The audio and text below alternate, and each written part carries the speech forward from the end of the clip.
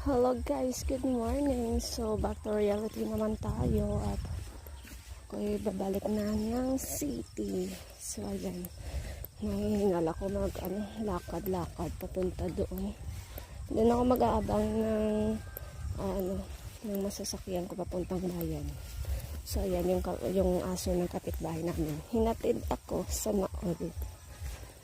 So huy, wala na ta. So yun guys, nahingal ako maglakad, aga-aga pa. So ayan, yun ako galing sa amin, no? So pakalmahan lang muna natin yung ating paglalakad dahil medyo maaga pa naman tayo ginising. So ayan,